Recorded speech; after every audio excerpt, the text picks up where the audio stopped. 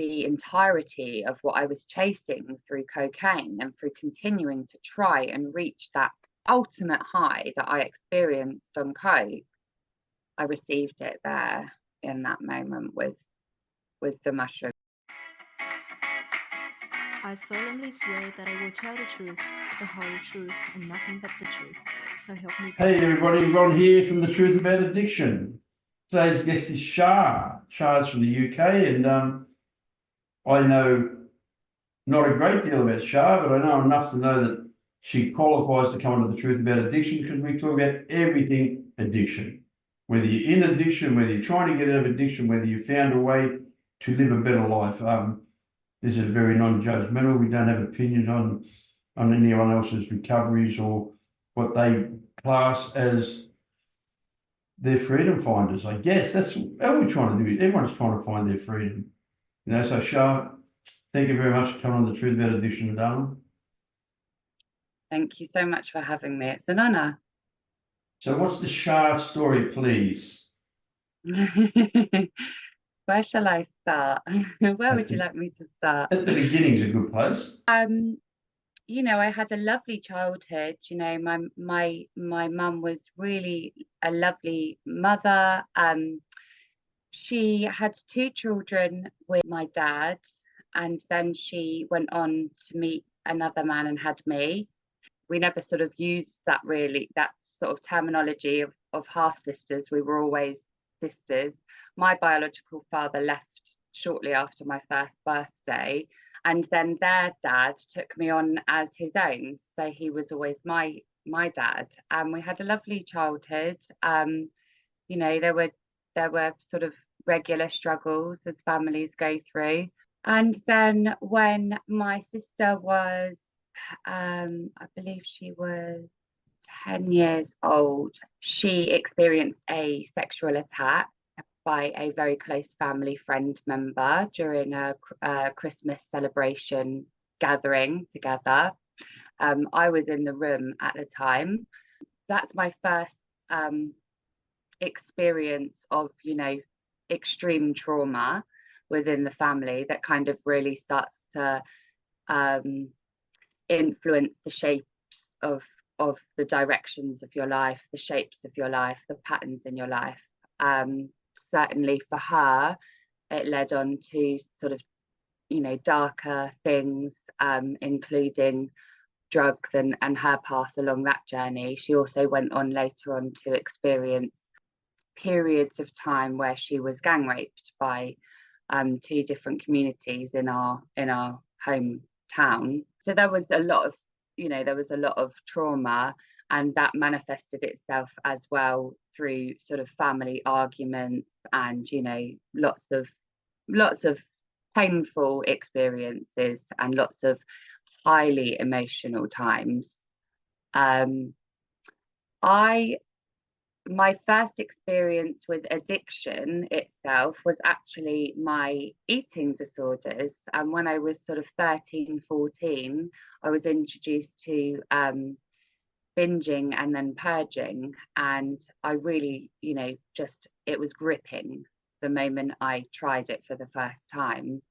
And so that was sort of me hooked into something in the form of escapism, in the form of stepping outside of the norm in this world and what it had to offer me, because from a very young age I felt a lot of discomfort with this world and the sort of the social norms and, you know, what we were here for. And, you know, my mum did her very, very best, but she was born in a generation where this was, you know, in the westernized societies, it was either education or it was a job, and that's how you climbed the ladder to happiness, is that you got yourself financially secure, and then you maybe met a partner, and then you maybe bought a house and had a mortgage, and then you'd have children and you'd send those children off to schools, and then they would follow this same path. And I thought, oh my gosh, please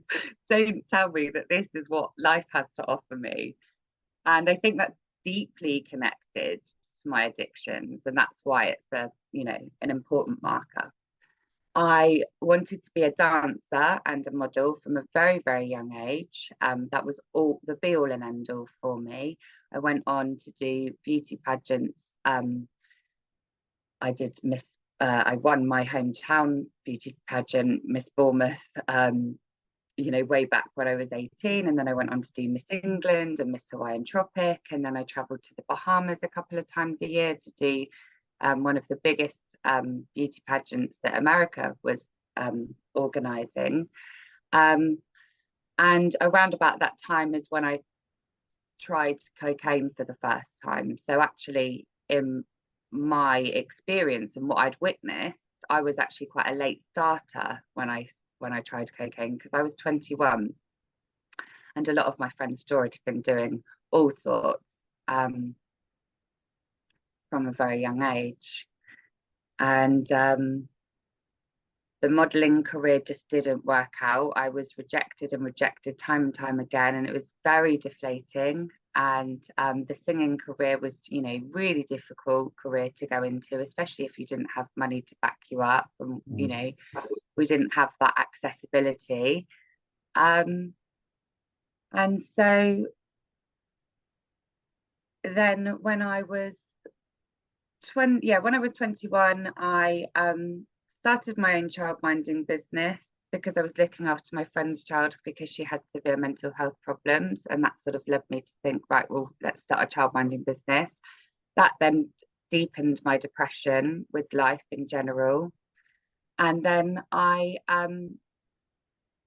started working at a strip club. My friend was working at a strip club at weekends. She was making money. She had the freedom. And so I said, when can I come with you? And I started with her the following weekend. And that was my path on and off then for 15 years. And of course, it enabled me to access drugs and alcohol without judgment, because of the environment it was in, and with ease because of people that were in that environment. Yeah. When I was 28, my mum passed away with cancer. She had a 15-month battle with cancer. When I was 33, I believe, I'm turning 37 next week, so I'm trying to work out my timeline. I think I was 33 or just about to turn 33. My dad passed away with throat cancer, neck cancer, blood poisoning. My dad was an alcoholic of about 40, 50 years. His wife passed away a year before him with exactly the same cancer. They both smoked an awful lot as well. And then this brings me up to now. And last year, on May the 21st, my sister passed away with cancer. And so now who is left is me and my sister, the middle one. And I stopped a very, very intense daily binge cocaine and alcohol addiction, along with Valium, along with balloons, nitric oxide, I think it is, that's what it's called, along with anything else I could really get my hands on that sort of supported my cocaine and alcohol taking and the ups and downs of that. I stopped that around sort of 30 years old. It was intensified by the prognosis of my mother's cancer and knowing that she was going to pass away. And then it was stopped by my first, what I would call mystical experience of a series of significant visits from her, from God, from myself, from the devil. And that sort of led me towards starting the path that I am so firmly on now, which is a deeply spiritual one, one that is, led by spirit, and one that, is still on a quest to help, to help us all find the answers, and to bring some ease to this incredibly long, sometimes, struggle with addiction. Yeah, it's such a horrible, horrible place to be in active addiction when we're trying to numb our traumas, our belief systems, our circumstances, our concept of what happened. I like with Dr. Mate Gabor, I don't know if you've heard of him. He said it's not the trauma, it's what the trauma has done to you, how the trauma is done in your body. And I like some of what he says. I like some of what everybody says. I don't like everything that everybody says because I'm not a sheep. I don't go bar and follow. I search and I seek, and I try to learn, and I adapt what suits me, and I let go of what doesn't suit me without judgment. I don't go like, oh, that's wrong, so that's therefore it's not right. I say it's not right for me, but if it's right for you and it's giving you freedom and peace and joy, go for it. I'm going to applaud you. I'm going to stand on the sideline. I'm going to cheer you on and say, go, girl, go. Because there's only one judge, and I haven't met him yet. There's a rap singer in Canada. His name's Dax. He says, I've never seen God's eyes, but I've seen the devil's. And I relate to that so much because that's what I see in myself when I looked into a mirror when I was in active addiction. When I was in full-flown addiction, there was no God. And I spoke to some people today. They asked me, "Are you a Christian?" And I think they were Christians, and they wanted me to go, "Yeah, yeah." I said, "No, I'm not. I said, I'm a spiritual person, not a God-fearing person." And I went on a spiritual journey. I love what you said, the mystical visits. Now, I have a story. In 1986, I'd been in recovery in the 12-step programs for 5 years on and off. And most of that was I was clean. And I relapsed in 1985. And I'm not a spiritual person. That behind me is my book cover. It's, born into the lie of crime. I was born into a gangster family. My dad was like Ronnie Cray. And I was his son. I'm Ronnie as well. My dad was Ronnie and I'm Ronnie. My first son was Ronnie. That's how we did it in the gangster world. He's senior, I'm junior, blah, blah, blah, And in 1986, in March 1986, which is coming up very shortly, I had a dream. And I believe sometimes our spirits talk to us through dreams. And this dream was so vivid, and I passed away. I'd OD'd in this dream, and I was floating up, because that's in my belief system. So I'm floating up, and I get to this place where there's this guy in a big robe with a big beard and the long hair, and it's all white behind him. I can't see him there, and I'm trying to manipulate my way into this place. So I'm figuring out this is the good place. I'm not going to go to the bad place. And I start being what addicts do. I start being manipulative, lying and conniving. I said, listen, those guys I shot, they were gangsters. Most people I robbed were, organisations. I never harmed innocent people. And he's standing there, got this big smile on his face. And he's just looking at me. He let me talk crap for about 5 minutes. Then he said, "You don't get it, do you, Ron?" Just his voice, I just felt that fear. And he said, "You committed the greatest sin known to man." I remember the cold feeling of fear come through me. And I thought, oh, I'm in shits. I'm in deep shit here.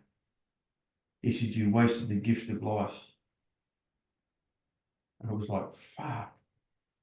I thought you were going to talk about shooting and robbing and all this horrible stuff I'd done. It had nothing to do with it. I'd wasted the gift of life. So whoever my creator was gave me this gift, and I'd wasted it. So that was the greatest sin I could commit. And I woke up the next morning, and I've been clean for 38 years in 2 weeks' time. And that's because of that spiritual, mystical encounter. And a lot of people go like, yeah, that's fairy fair. Well, it might be fairy floss for you, I'm clean. I'm clean. Really, not really fussed what other people's opinions are on that one when it's No, as we both said earlier on, opinions are like backsides. Everybody's got one. right. Most of them smell. So yeah, so that mystical stuff, I believe in the unbelievable, Mm. and because we're so programmed I love the way you started when you said, have the children, get the job, get the education, their children have children, they get the job. This is this cycle of slavery. Sorry, that's what it's called. No, I'm very blunt with what I call words. I call that slavery. And I think the system's made, we're still going back to the King and Queen's days when they're taking taxes off us and they're killing the people that don't pay taxes and they're stealing our land. They're still doing it today. Nothing's changed. They've just made laws to make it legal, and it's about control. I believe that my inner peace hasn't got a number on it. My wealth has got nothing to do with bank accounts. My freedom's got nothing to do with handcuffs. I spent a lot of time in prison. I was freer in prison than 90% of people out here because I was free from self, free from that total obsession of you're not good enough, you're not worthy, you don't fit in. I don't want to fit in. For years I tried to fit in and now I don't want to fit in. Like you talked about the modelling career, you would be shocked to know how many girls I've done podcasts with or I've dealt with addiction problems that were models in some form of modelling and the Not sure rejection. I'd be shocked, to be honest. I've seen it firsthand. I'm It's not sure I'd be horrifying. shocked. It's Yeah, horrifying. The way they treat the girls and tell them they're not good enough. You're too fat. You're too short. Or your butt doesn't stick out enough. Or wait, your boobs are too small. What? Yeah, I did this beautiful young lady last year, and she just talked about she had this whole world in modelling, and she was supposed to go to Chanel, and she was supposed to go to Paris, and they everything she booked her part, everything was done, booked her flights, and one of the agents re-looked at her photos and said, "No, she doesn't really fit." She became a raging drug addict after that rejection. She wasn't taking drugs up to that because she thought, okay, I'm too big, I'm going to use some coke to lose some weight.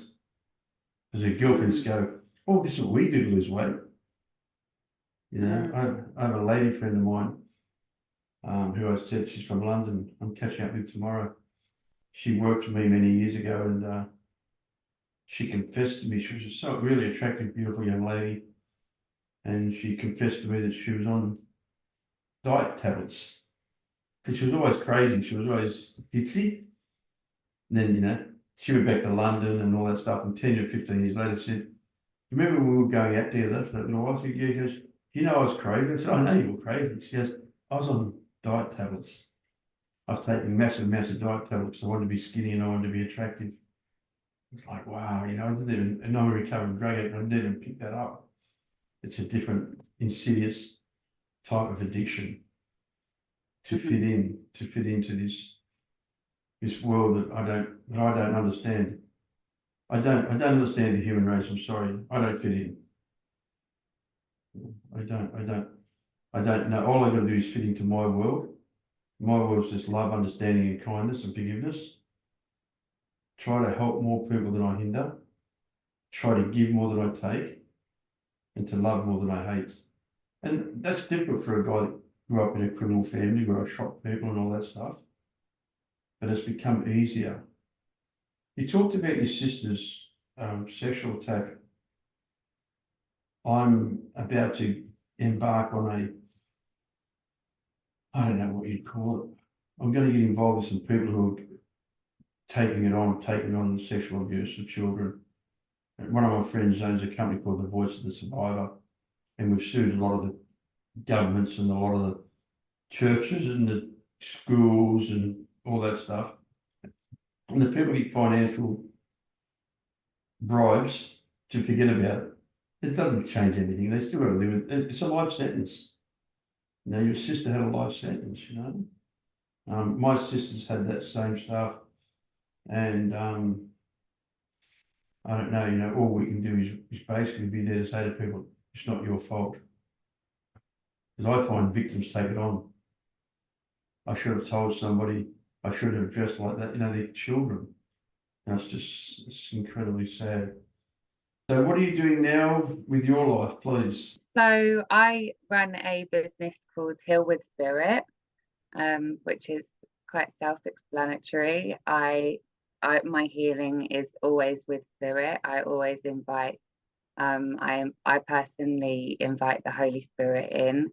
My belief system was sort of solidified a few years back around what my beliefs around God was, and you know, this world, and I was really grateful for that, because I now believe that God didn't create this world, that God could never create a world with so much suffering and so much duality and so much change. And I believe that the eternal, infinite oneness of love, that is what God is, and that my belief system is rooted in A Course in Miracles. It's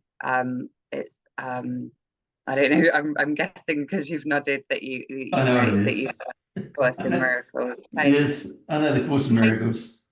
right. So my best friend. So you mentioned forgiveness a moment ago, and so I believe that our lessons here are lessons of forgiveness, but like A Course in Miracles says, not at the level of the effect, at the level of the cause, which is that this is an illusionary world, and that we are gently being awakened back from this seeming separation from God, that we seem to be dreaming, that this is a dream, that this is an illusion, and this is a dream that we're in.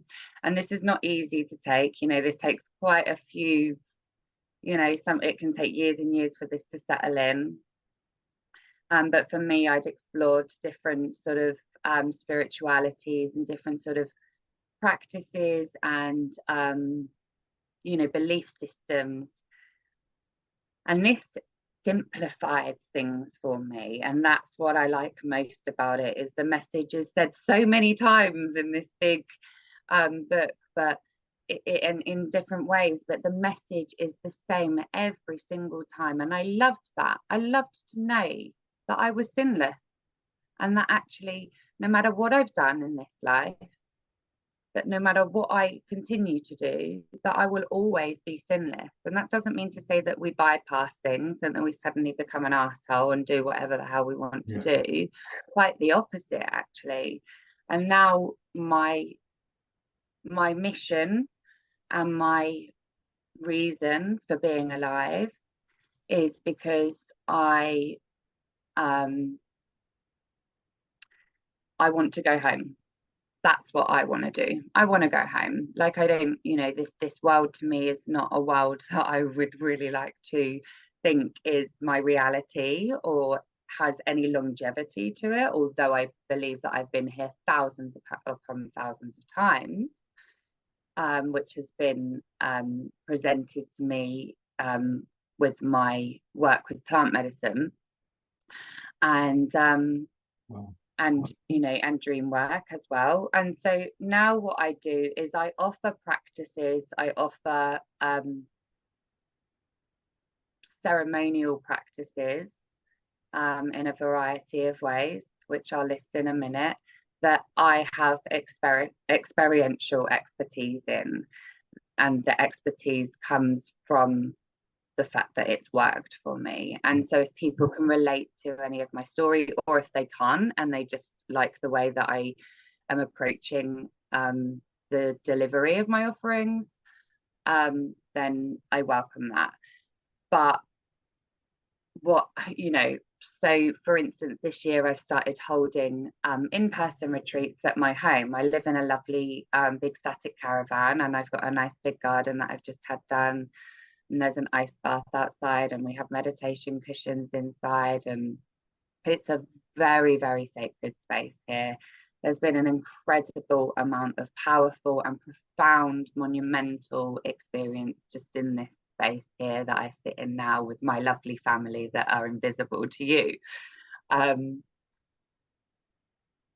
so I decided to start this in-person work, but my message really is that this is about applying practices like this to our daily lives. You know, you can spend thousands upon thousands of pounds to go to Bali or to go wherever on these retreats and on these life-changing retreats, but life is an integration. You know, we can read the books and we can listen to the webinars and we can extract this and extract this, but unless we are actually practicing and we keep showing up, and it is so not easy, and I am not a fan of bypassing in the slightest whatsoever. I am, you know, I still struggle every single day, and I am proud to say that, because I don't want to be this person that can't be relatable. I want to help people, and in order to help people, I'm quite glad that I'm still real and there's still real life going on. I have to live without my beautiful sister that passed away last year. That I'm adjusting to a whole new life, you know, each cycle. You know, when I lost my mum, it was the same. When I lost my dad, it was the same. It's this new life, and you're supposed to adjust overnight. And that's why grief is also weaved into my offerings. And I don't believe that death is death. Actually, I believe that death is more freeing than we've ever been led to believe. And that's because I've witnessed the fight of my sister's spirit leave her body. I've witnessed her reach my mum and dad and be held in their arms straight away. I have seen it. And I am also a person now that could not give a monkey's what people believe or in me and their opinions. This is my life. I speak to dead people way more than I speak to alive people each day. And that's how I've got to where I am at now. I was knocking on death's door with my cocaine and alcohol addiction. And if it wasn't for my mum coming, you know, I've got there's a particular song that she came through. That's how spirit often connects to me. Music is an integral part of my life and who I am, and it's a deeply profound messenger for me. And that's how she first started to visit me. And she came through and she said, you know, I'm going to start the fire. If you don't stop now, you know, I'm going to start this fire. It's going to be bad. You are absolutely messing with the devil. I don't believe in the devil at all, but I believe in the illusionary aspect of the devil. I believe in the illusionary symbolic synchronicities of the devil, of heaven in the mind. I don't believe that I'm this body. I believe that I am at home with God, and I've forgotten, and that I'm having this seeming separation from God. And that doesn't mean to say it's easy in the slightest, quite the opposite. My goodness, how easy it was sometimes just to wake up and have to think, right, how am I going to get gear? What booze am I going to get? And now I have ancestral trauma to get through. I've got my addictions to get through. Like, this healing work is hard work. Every single day it's difficult. It's not easy, but it is beautiful. Yeah. It's true what you said. It is a daily reprieve. It's a daily job. I hope I never stop learning. I hope I never stop trying. I hope, touching on this quickly, the plant-based medicine, is that the mushrooms? So Cheers. Mushrooms, yes. yeah, so my first experience with the mushrooms was a few years ago. My friend had picked them on a dog walk, so it was really organic the way it all came together, which I'm really, really grateful for, because I know a lot of people dabble and just try plant medicine without, you know, like maybe they're drunk and they're hanging out with their friends and they want to try some shrooms and stuff, and they've never done that. And I'm really grateful, because to me this is a huge part of my future. It's a huge part of my present, and it's very, very sacred. And obviously the roots and the lineage of how it's been used and by Indigenous communities for years also is a deeply important thing for me to honour. And so I had my first experience with mushrooms, and it was just, okay, so the one thing that I remember, and I'm looking over here because I was stood over there, and I remember saying, this is what I was chasing that entire time. This is what and I was so angry and upset and in awe, you know, in absolute awe, all at the same time, because I wanted to shout it from the rooftops.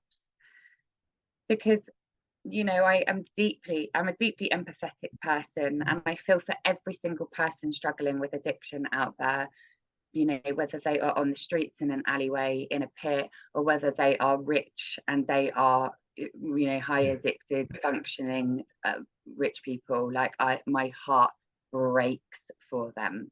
And so to have this moment where all of a sudden the entirety of what I was chasing through cocaine and through continuing to try and reach that ultimate high that I experienced on coke, I received it there in that moment with the mushrooms. And since then I've worked with them. When I say regularly, you know, we don't, you know, it's not suggested to do mushrooms every other weekend or every month. You know, there's times when you have such a profound experience that you have to put them away for a year or two, you know. So the reason why I speak about is because that I'm currently working with plant medicine specifically for my addictions. This was inspired by a documentary called Dosed. I don't know whether you've heard of it or not. There's Dosed, and there's a second documentary, a sequel. Gabor Mate is involved with Dosed. Yep, I know Gabor Mate is involved. Yeah, so it's one of the best documentaries I've ever witnessed. I found myself very drawn to this woman and the things that she was saying, and really relating to it, even though I have not had experience with heroin. And so I am at the moment exploring deeply and gently how plant medicines, specifically mushrooms, psilocybin, can help us with regards to the bridge that we have to walk over from being addicted to something to breaking free, because this bridge isn't spoken about much in this sober curious community, where withdrawals are and where change takes place. And for me, that is catastrophic. It can be utter despair for me. You know, I need help with that, and I needed help with that, and I know that the plant medicine has understood me because of the amount of prayer, intention, and time that I'm taking with this journey. I know that I'm held, so I'm exploring that at the moment, and I hope to have some serious, you know, answers and clarity from that. Although this is like 10% of what is the journey of what people would call recovery, but I'm looking for freedom, and I'm not looking for freedom from a drug or alcohol. I'm looking for freedom. Well, it's freedom from self. Right. You know, right. I call freedom from self-obsession, self-abuse. I would say all the time, people that are wrapped up in themselves make very small parcels. I want to be of service to the world. I want to be a tool, an educator, a teacher. I don't want to be a burden, a leech, something that's taking from this world. I believe if we give more than we take, we're in a good place. And the reason I ask about plant medicine is because it's becoming a bit of a fashionable thing the last 12 months, especially with 12-step programs. People are going, oh, I'm going to do some plant medicine. Then you've got the old timers. I'm an old timer, but I'm not like the old timers who go, oh, if you put a chemical in your body, you relapsed. Excuse me, if I break my leg and I go to the hospital and they give me morphine, if I relapse? No. So if I'm taking a medicine to heal something, How is that a relapse? It doesn't quite make sense. It's hypocritical. Well, this is the thing, in a westernized world, it's classed as a drug, right? But it's I could go on a walk in September, October, and if I find the right field, I can pick that plant up, that medicine, and it will take me on a mystical journey. My wife's grandmother's 95 years of age. She's Vietnamese. She eats her leaf and something else, some other plant medicine every day, has for 60 years. She's fully addicted to it. I love it. She's 95 years of age. She gets up every morning and she goes for a walk. These people can't even walk to the cars. You know, you've got these people 50 years of age who are got it all together.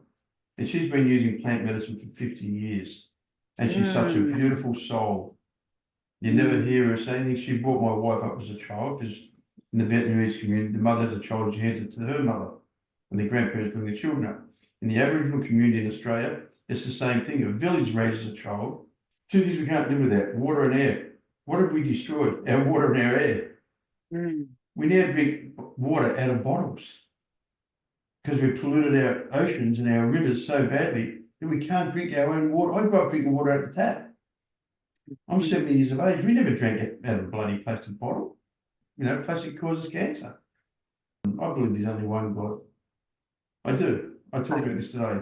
I don't believe in Krishna, bloody Muhammad, God, you know, all these different gods. I believe there's one big switchboard and they go, yeah, some dickhead wants Jesus. Yeah, plug him in. Hey, Jesus here, man. You know, they want Muhammad. Yeah, put it.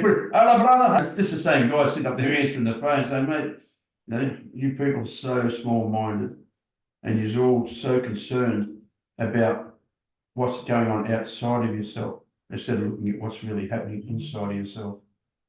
Yeah, I think there has to be a definite balance, like where we are being of service to others and that we balance it with internalized reflection and contemplation so that we can also then approach things with spirit, we can approach things with God and do the right thing. I think I was 29 years old. And my dear friend passed away in November, actually, one of my best guy pals. And I saw a video of this guy and he was outside a slaughterhouse and he was doing what they called a vigil, which is where they go and witness the animals before they go into the abattoir. And I became vegan overnight, and I was a very, very angry vegan, you know, very much like, you need to be vegan, you're horrible if you kill animals, blah, blah, blah, blah. I am still vegan, although I don't particularly like that terminology. I choose to do what I choose. I have absolutely zero judgment. If you want to sit here with me and eat your steak, I would be honored to sit here and eat your meat, you know, eat my meal with you as you eat at the same table as me. That took a lot of work to do. But what it did lead me to was to see so much suffering. I went on to do a lot of direct action in the in animal rights activism. We did the first UK slaughterhouse shutdown a few years ago. There was, you know, arrests involved and, you know, lots and lots of risk taken, but I saw so much suffering and I was engrossed in it. It became me and it became my relationships and it became everything. And it wasn't burnout, it was utter depression of just not wanting to be in this world. And the only thing that would bring me any joy whatsoever was if an animal was saved. And so, you know, then I would have to put myself at risk time and time again to go and save an animal.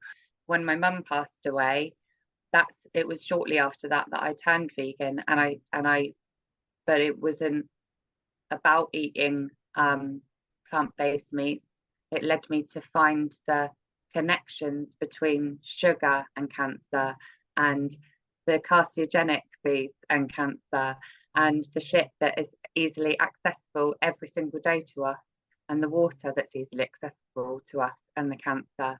And that fury in me then I wanted to unravel more and more truth about our everything, our consumption, the chemicals that we're using on our body every day, the chemicals that we're washing our plates with, you know, everything. And so it was really expansive for me. And that is also what then led me to plant medicine, because there's so many things that we're reaching for that can be really helpful with plant medicine. Even this morning, I think I've had 3 emails today about being a psychedelic facilitator and things like that. Like, that is not what I am. What I am is an advocate of working with plant medicines, as long as it's with honor, respect, our intentions.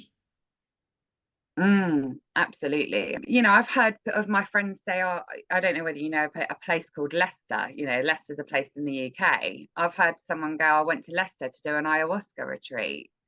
Like, who is providing you space in Leicester? Like, is there an Indigenous person there? And if you are doing ayahuasca, then why are you not doing ayahuasca with an Indigenous person and respecting that lineage and the ceremonial use of it? Because we really know nothing. Yeah, we have to be really aware of that what you said, the person doing it has to be doing it for the right motivation, because what will happen is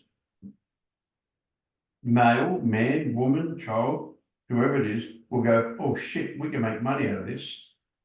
Let's extort and explore this channel so we can feather our nest, so we can live in a bigger house, so we can buy another car that we don't drive. And they already are. You know, they already are. There's a very toxic culture around manifesting and what manifesting is as well. You know, I don't, you know, I have reservations about using that word sometimes because of what it's actually become,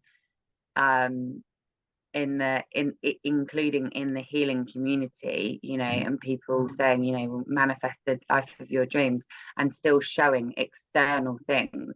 What are you trying to manifest? What is your intention?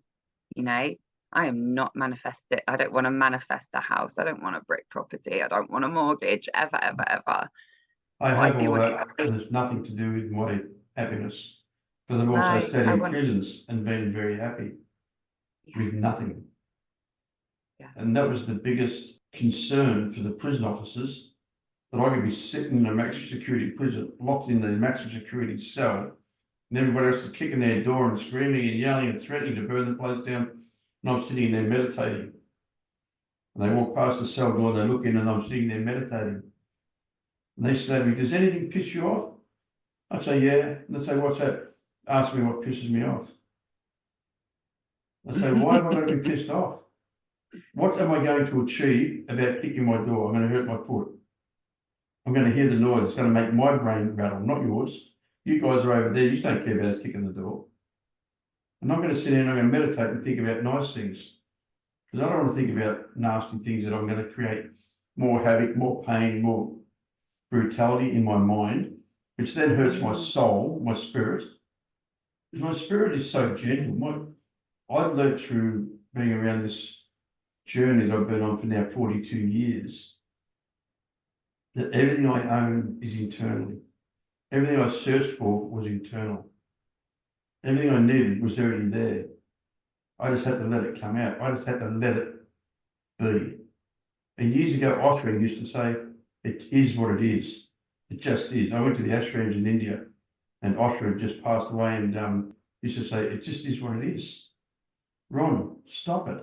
It is what it is. And many years later, I thought, do you know what? It is what it is. It's just such a beautiful thing to wake up in the morning and be grateful that my eyes are opening, that my fingers move, my toes move. I get up, I can shower, I have water. It's really funny, you're talking about the water. We are not on tap water. I don't have tap water in my home.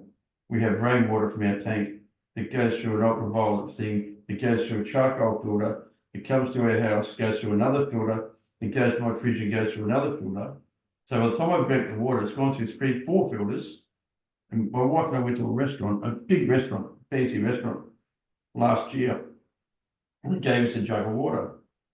and we tipped the water out, and I was like, oh, that's disgusting. My wife tasted it. She goes, we call the waitress over, darling, sorry, I don't mean to be rude, but this water's disgusting. Something's wrong with it. I'm sorry, sir. She goes away, she goes, bring back another jug. Tips it in. It's still disgusting. It was tap water with all the fluorides and chlorines and rubbish in it. And we didn't, at first, we didn't realise, like, this is rubbish. There's something wrong with the water because we drink nothing but pure water. We bathe in pure water. Even our bath water goes through the same filtration system. Wow. I And need it's you to come and because, fit one there. you know, I realise how important water is. I know what water is. Water is, you know, for me, when I have very rarely, when I do have a stressful moment and I'm completely at wit's end, I go and submerge in the swimming pool or in the bath. I wake up every single morning, doesn't matter what time of the day or night it is, I get out of bed and I go and get in a nice bath. First thing I do every morning. It's set at 15 degrees and I get in that ice bath every morning. Then I get up and come down and I have a shower and I start my day. People go, oh, you're a crazy old bastard. And I say, yeah, but the beautiful word is there is old. How many guys get to 70 that lived my life?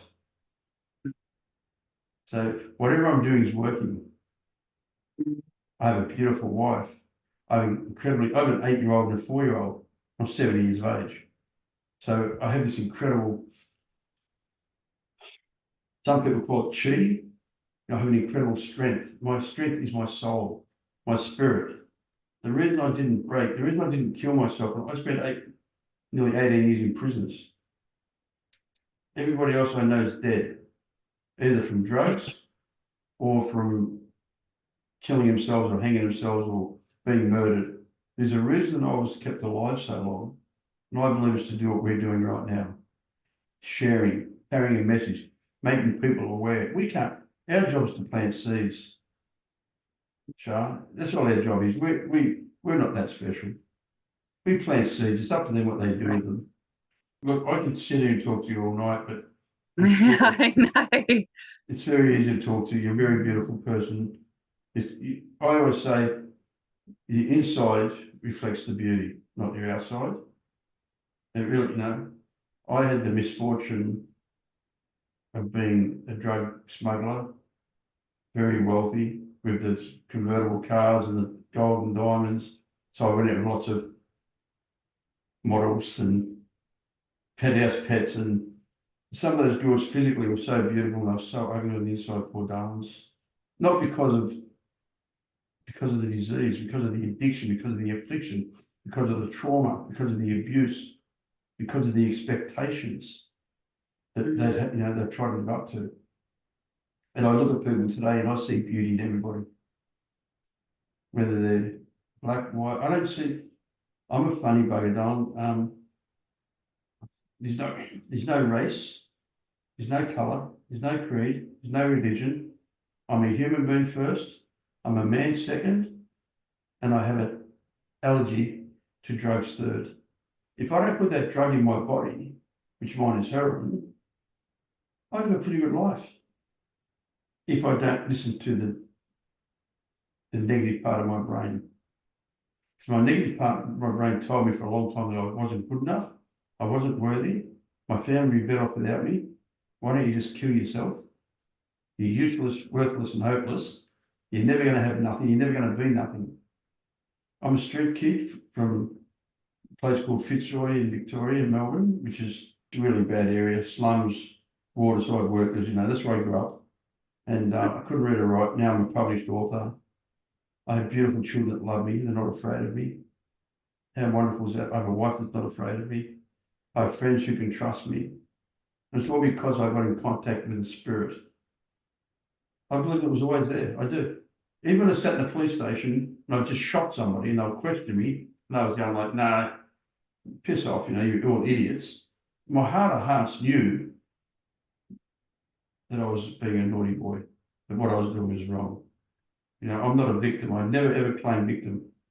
I am who I am today because of who I was yesterday. And I want to be a better version of me tomorrow than I am today.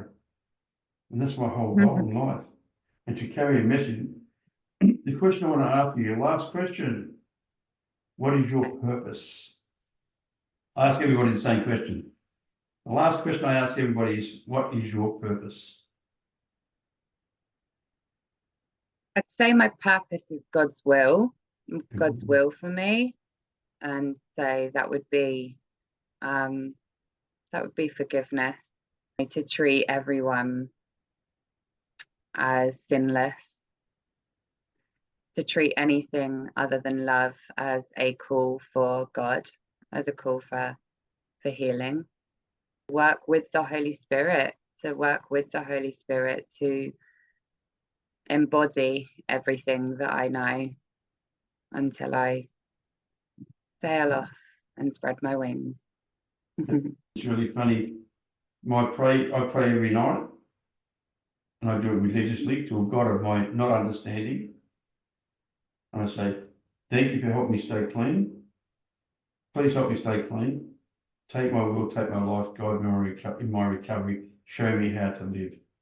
So God's will is the only will. Once I bring my ego in, ego stands for edging God out. I love that. So that's my motto to ego. As soon as ego becomes involved, I've edged God out. Yeah. And yeah. I need to be God-centered, not Ron-centered. Char, it's been an absolute pleasure. I hope we get to talk again one day. Please stay in contact. Yeah, if there's ever you want to chat, message, we'll do a Zoom talk and have a chat and say hello. I might do a bit of a talk on plant medicine one day and try to get you to come and do a live on Instagram. Because people need education, but I want people who have gone through it to talk about it. Yeah, for sure, Ron. I'd love that. I think that's a great idea, to have these conversations. Going live on an Instagram as well just makes it easy, accessible for others to just jump on if they feel called, which is the synchronicity in itself, and people will hear what they need to hear when they, when they need to receive it. So I appreciate this space so much, and I'm definitely excited to extend the conversation. I solemnly swear that I will tell the truth, the whole truth, and nothing but the truth. So help me God.